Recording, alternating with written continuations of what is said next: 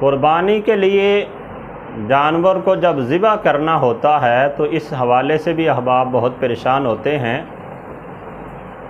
یہ ذہن میں رکھیں کہ جانور کو ذبح کرنا یہ کوئی بہت مشکل یا بہت بڑا کام نہیں ہے،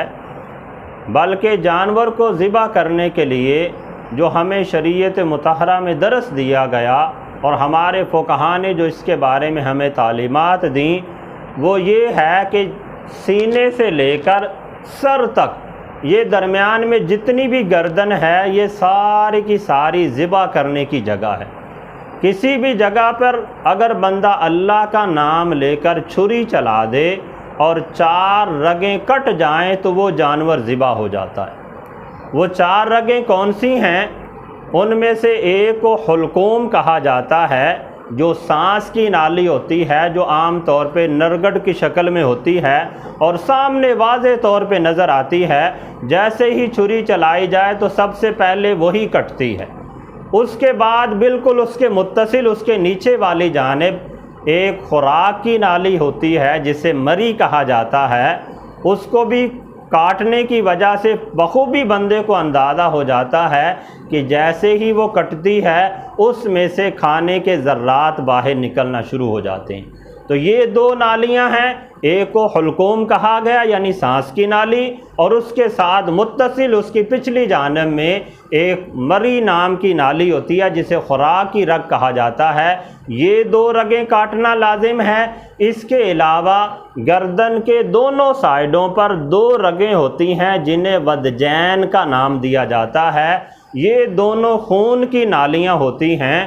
یہ بھی جب بندہ جانور کو ذبح کرتا ہے تو بالکل صاف اور واضح نظر آتی ہیں کہ جیسے ہی ان کے اوپر چھری چلتی ہے تو ایک دھار کی شکل میں بہت تیز رفتار سے یہاں سے خون نکلتا ہے، تو ان کا بھی بندے کو بخوبی علم ہو جاتا ہے۔ تو ان 4 رگوں کا کاٹنا یہ ضروری ہے کہ ایک حلقوم، دوسرے نمبر پر مری اور تیسرے اور چوتھے نمبر پر ودجین یعنی خون کی جو 2 رگیں ہیں، جب یہ 4 رگیں کٹ جائیں تو جانور شرعاً حلال ہو جاتا ہے۔ تو کسی نے بھی جو بھی مسلمان ہو، صحیح العقیدہ ہو، اس نے اللہ کا نام لے کر سینے سے لے کر سر تک درمیان میں جو بھی گردن ہے کسی بھی مقام پہ چھری چلائی اور اس نے یہ 4 رگیں کاٹ دیں یا کم از کم ان میں سے 3 رگیں کٹ جائیں تو وہ جانور شرعی طور پہ حلال ہو جاتا ہے، اس میں کسی قسم کی کوئی قباحت باقی نہیں رہتی۔